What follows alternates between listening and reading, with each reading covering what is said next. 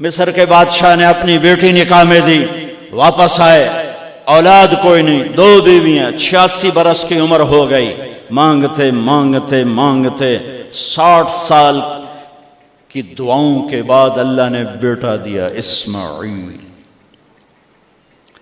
اور ابھی وہ چند دن کے تھے کہ اللہ کی طرف سے اشارہ ہوا، ان لے کے نکل، ان لے کے نکل۔ کدھر؟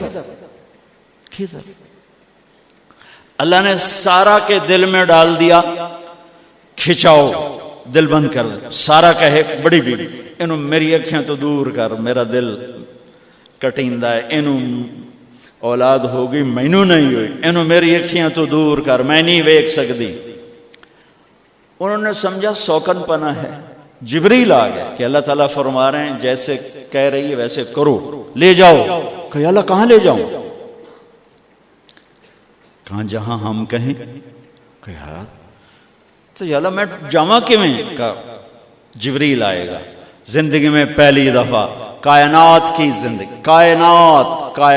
کی زندگی میں پہلی دفعہ جبریل انسانی شکل میں اونٹ پہ آئے، آگے جبریل اور پیچھے ابراہیم علیہ السلام، بچہ اور بیگم بھی ہاجرہ 20-22 سال عمر۔ چلو سارا سے بیٹا ہوتا، وہ بھی 80 سال کی ہو گئی تھی، تو ایک عورت زندگی گزار چکی ہے تو اس کو جدا کرنا آسان تھا۔ ہاجرہ شہزادی 22 سال 20 سال عمر، چلتے یہ دن 3 ہفتے لگے، 4 لگے، مہینہ لگا، 2 ہفتے لگے، پتہ نہیں، اللہ ہی جانتا ہے۔ لیکن جب مکہ کی وادی میں پہنچے، جب نہ انسان، نہ درخت، نہ پانی، نہ سایہ، نہ غذا، اور ایک نشیب وادی جس کے چاروں طرف پہاڑ، صفا، مروہ، جبل ابی قبیس اور جبل ہندی یا جبل عمر، آج کل اس کا نام ہے، پتہ نہیں اس وقت کیا نام تھا، اب تو سارے صاف ہو گئے۔ یہ 4 پہاڑوں میں ایک نشیب آیا، تو جبریل نے کہا یہاں اپنے بچے اور بیوی کو اتار دیں اور واپس چلے جائیں۔ جب آگ میں ڈالا تھا تو ایک لفظ نہیں بولے تھے، اور ایک طرف ہوا کا فرشتہ، ایک طرف پانی کا فرشتہ کہ ہم آپ کی مدد کریں، کہ اما الیک فلا، نہیں تمہاری ضرورت نہیں، اما الی اللہ فنعم، اللہ ویکھ رہا ہے، انہوں بچاونا ہویا تو بچا لے سی، یہ ساڑنا ہویا تو ساڑ دے سی، میں تہاڈی لوڑ بھی فرشتوں سے بھی بے نیاز ہو کے۔ اور آگ کی طرف جا رہے ہیں خاموشی کے ساتھ، بس ایک لفظ، حسبی اللہ ونعم الوکیل، حسبی اللہ ونعم الوکیل، تیرے سپرد ہر شے۔ اس خوفناک آگ کے سامنے ایسا صبر، ایک لفظ نہیں بولے۔ جب جبریل نے کہا ایتھے چھوڑ دے ہو، ایک دم یہاں کیسے چھوڑ دوں؟ اللہ اکبر، یہاں تو نہ کوئی انسان ہے، نہ اسباب زندگی ہیں، نہ پانی ہے، کچھ بھی نہیں ہے، کیسے چھوڑ دوں؟ کہا آپ کے رب کا فرمان ہے یہیں چھوڑنا ہے، کہ اس بچے کی پشت سے آخری نبی تشریف لائیں گے اور اس وادی کو میں تشریف لائیں گے۔ اسلمت لرب العالمین، ٹھیک چھوڑ دے۔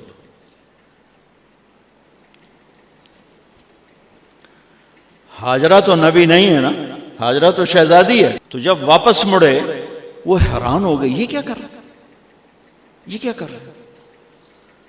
تو انہوں نے پوچھنا شروع کیا، اب کیا یہ کیا، مجھے کیوں چھوڑ کے جا رہا ہو؟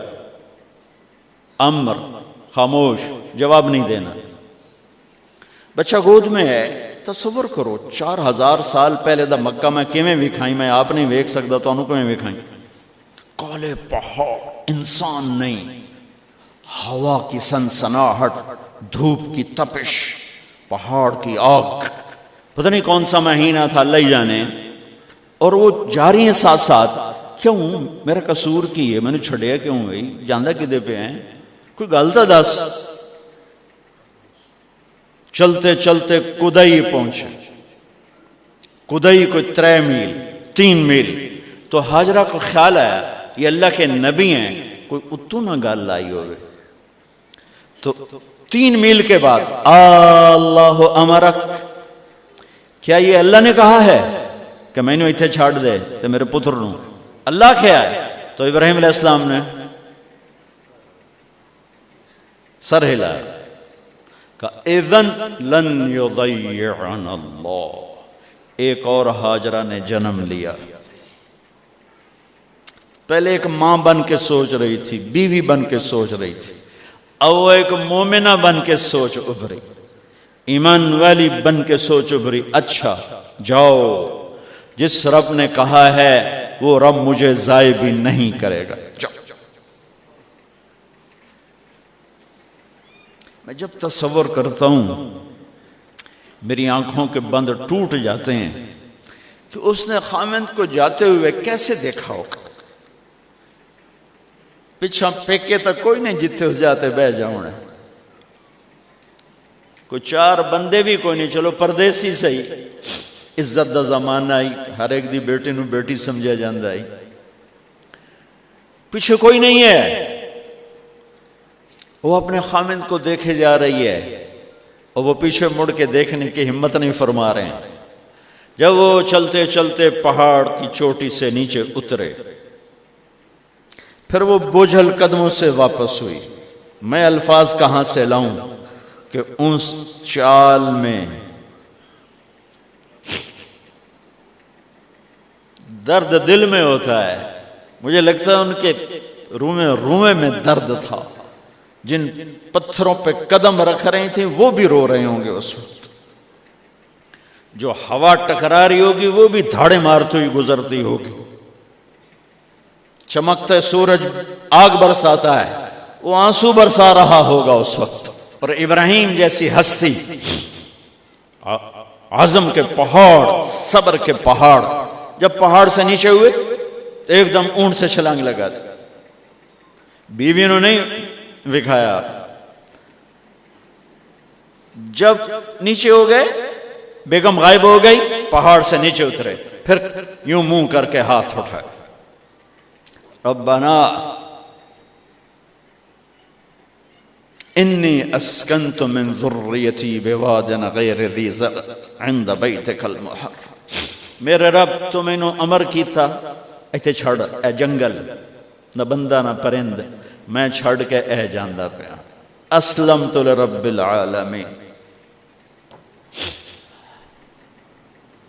ابراہیم علیہ السلام کی زندگی پیغام ہے.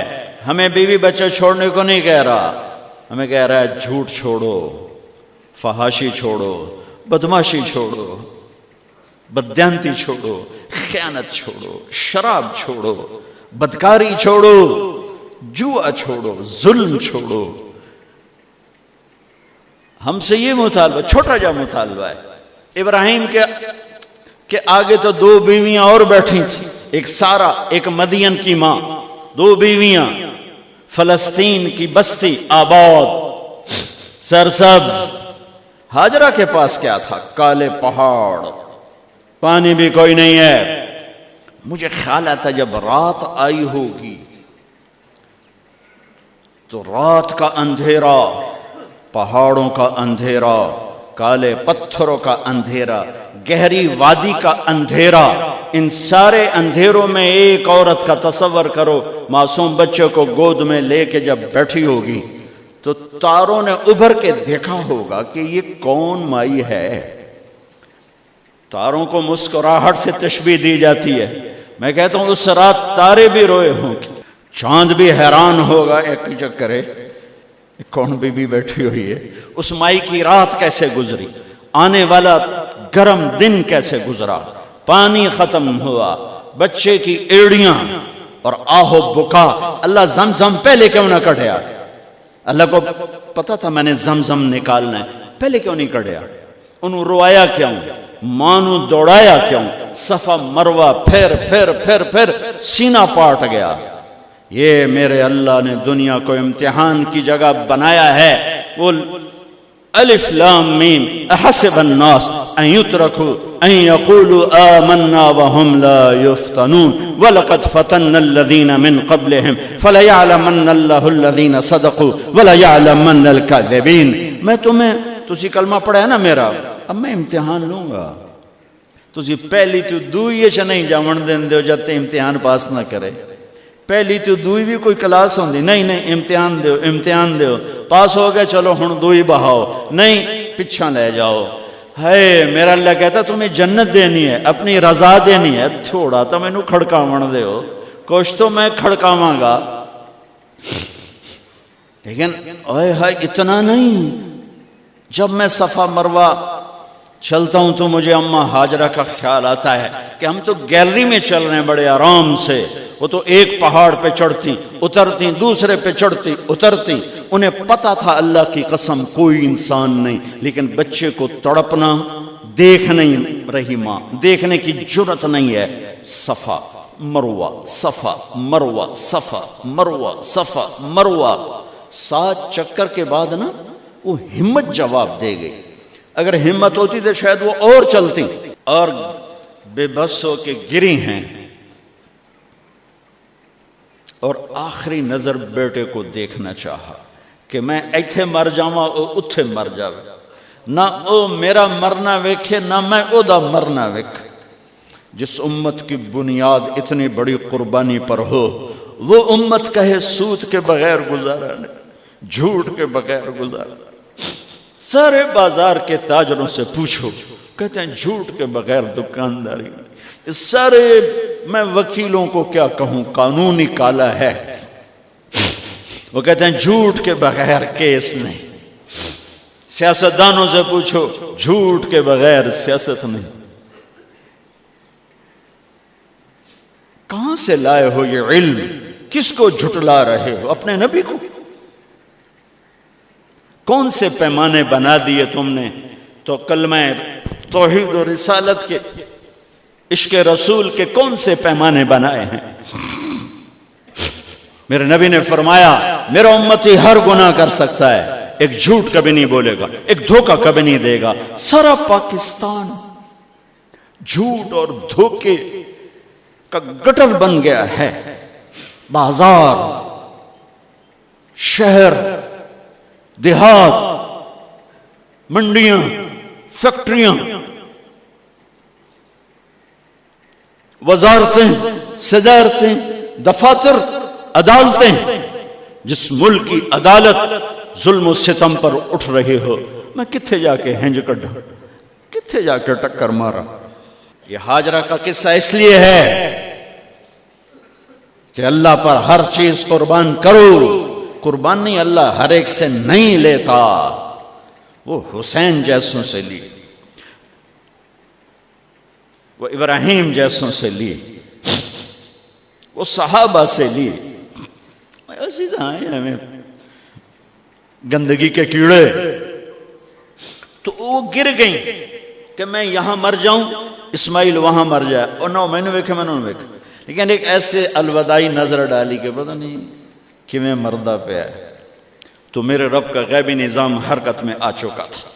ایک خوبصورت جوان کو دیکھا جو وہاں کھڑا ہوا ہے، تو ماں کی ممتا نے پھر انگڑائی لی اور پھر دوڑی، ساری تھکاوٹوں کو بھلا کر، پھٹے ہوئے سینے کو بھلا کر قریب آئیں تو وہ تو غائب ہو چکا تھا۔ جبریل انسانی شکل میں پر مارا، بچے کی ایڑیوں سے زمزم نکالا، پانی کا چشمہ نکالا، اور وہ غائب، اور پانی ابل رہا تھا۔ ان کا زمزم زمزم، عبرانی زبان میں زمزم، رک جا رک جا۔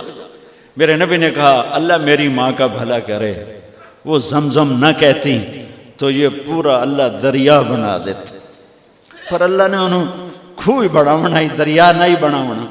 کیا پانی ہے؟